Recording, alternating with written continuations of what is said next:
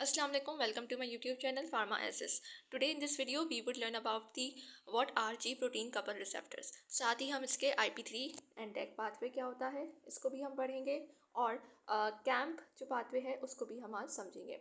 So now start with the video.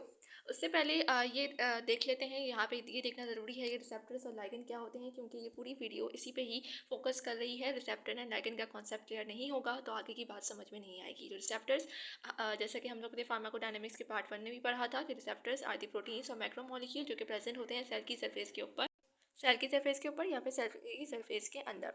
उसके बाद यहाँ पे ये देख लेते हैं कि लाइगेंड्स क्या होते हैं. तो लाइगेंड्स वो ड्रग होती हैं या न्यूरोट्रांसमीटर होते हैं जो कि जाके रिसेप्टर से बाइंड करते हैं, उसको एक्टिवेट करते हैं और उसके बाद हमारे पास जो बनता है ड्रग रिसेप्टर कॉम्प्लेक्स बनता है जो कि केपेबल होता है फार्माकोलॉजिकल रिस्पॉन्स प्रोड्यूस करने के लिए. ये सारी एक्सप्लेनेशन फार्माकोडायनेमिक के पार्ट 1 में गिवन है और उसकी लिंक भी डिस्क्रिप्शन में गिवन है. अगर जिसको अपना कॉन्सेप्ट पहले वो क्लियर करना है तो वहाँ से जाके उसको समझ सकता है.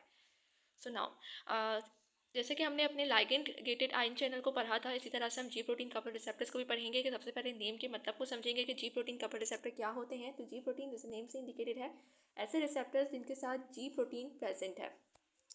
यहाँ पे ये types of the transmembrane receptor है जो कि हमने फार्माकोडायनेमिक्स के पार्ट 1 में पढ़ा था कि रिसेप्टर की कितनी टाइप्स होती हैं, लाइगेंड की कितनी टाइप्स होती हैं, सब हम वहाँ पे कवर कर चुके हैं.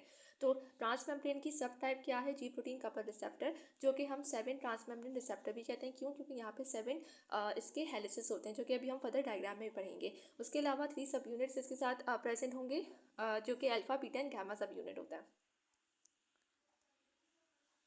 अच्छा, अगर अभी तक वीडियो को लाइक नहीं किया है, शेयर नहीं किया तो उसको प्लीज़ लाइक करो, शेयर करो, सब्सक्राइब करो, क्योंकि इस चैनल पे आप लोगों को इजी और सिंपल वे में ही लेक्चर्स मिलेंगे. सो नाउ अब ये देखो यहाँ पे ये डायग्राम, अगर जिसने लाइगेंड गेटेड आयन चैनल की वीडियो देखी होगी तो उसके थ्रू भी समझने में आसानी होगी. देखो सबसे पहले तो ये देख लेते हैं कि यहाँ पे हमारे पास क्या है. ये है जी प्रोटीन रिसेप्टर्स.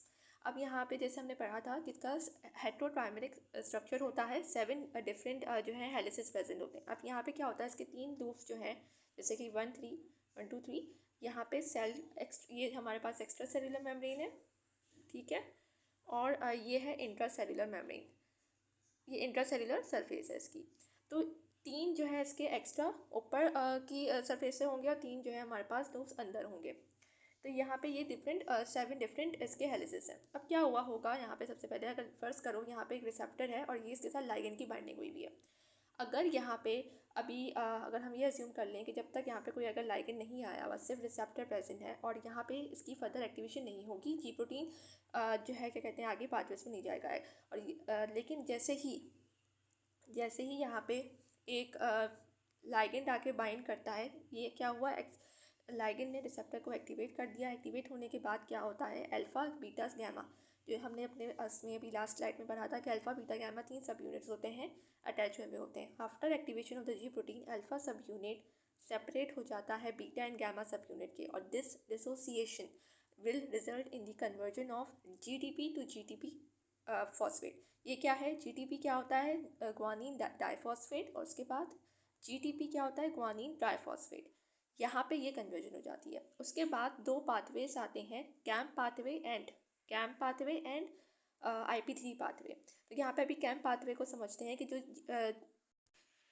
कैम्प पाथवे को क्या कहते हैं. सबसे पहले ये देख लेते हैं. कैम्प को कहते हैं साइक्लिक एडिनोसिन मोनोफॉस्फेट, ठीक है. साइक्लिक एडिनोसिन मोनोफॉस्फेट किस तरह वर्क करता है, सबसे पहले जब जैसे ही यहाँ पे अल्फा डिसोसिएशन होती है, अल्फा डिसोसिएशन जाके फर्दर अफेक्टेड प्रोटीन से बाइंड होता है. अब यहाँ पे वो सबसे पहले अफेक्टेड यहाँ पे एक एंजाइम से वो एक्टिवेट करता है जिसे हम कहते हैं एडिनालाइल साइक्लेस. ये एंजाइम जो है ATP को कन्वर्ट कर देता है कैम्प में, ठीक है. यहाँ पे ये कन्वर्जन होती है जिसके बाद प्रोटीन काइनेस एक्टिवेट होता है. कैम्प फर्दर एक्टिवेट करता है प्रोटीन काइनेस को, और प्रोटीन काइनेस के एक्टिवेट होने के बाद जो है वो फर्दर सेलुलर रिस्पॉन्सेस में अपना रोल प्ले करता है.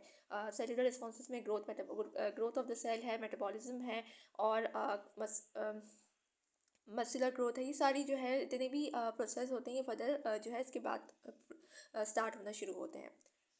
सो यहाँ पे ये प्रोसेस समझ में आया. जब तक कि जी प्रोटीन, देखो जैसे ही जब जी प्रोटीन एक्टिवेट जब तक नहीं होगा वो जो है कैम्प को या फिर IP3 को एक्टिवेट नहीं करेगा. तो ये सबसे पहले लाइगेंड बाइंडिंग से क्या होता है, जी प्रोटीन एक्टिवेट होता है. ये जी प्रोटीन एक्टिवेट होने के बाद उसने जाके फर्दर अपना क्यों कहते हैं अल्फ़ा डिसोसिएशन की। अल्फ़ा डिसोसिएशन जो है फर्दर बाइंड करेगी इफेक्टर एंजाइम्स प्रोटीन्स के साथ। ठीक है, अब यहाँ पे हम सेकंड पाथवे को देख लेंगे जो कि है IP3 पाथवे।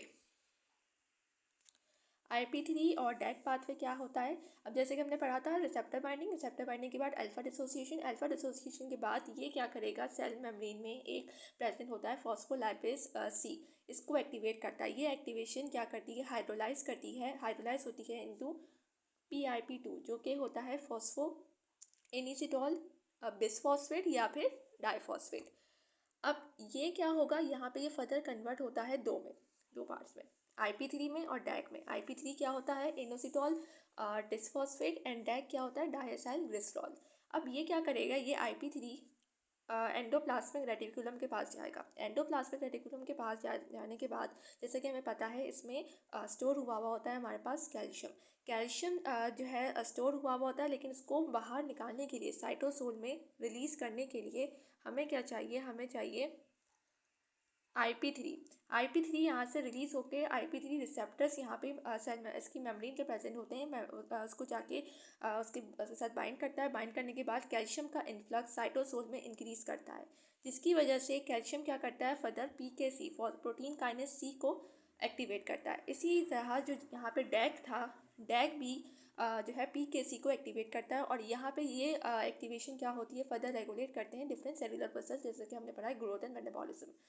तो आई होप सो यहाँ पे ये दो प्रोसेस आप लोगों को ईजिली अच्छे से क्लियर हो गए होंगे कि सबसे पहले जी कपल प्रोटीन जो रिसेप्टर्स हैं जो वो एक्टिवेट होंगे, डिसोसिएशन होगी, अल्फा डिसोसिएशन ही जाके फर्दर दो तरह से वर्क करती है, कैम्प पाथवे और दूसरा है IP3 डेक पाथवे। तो अगर वीडियोस अच्छे से समझ में आई है तो उसको लाइक करो, शेयर करो, सब्सक्राइब करो चैनल को अगर नहीं किया है अभी तक, क्योंकि यहाँ पे इस तरह से आप लोग को इजी वे में वीडियो मिलेंगी।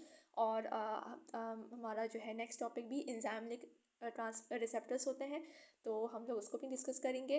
और तब तक के लिए अल्लाह हाफिज़, मिलते हैं नेक्स्ट वीडियो में।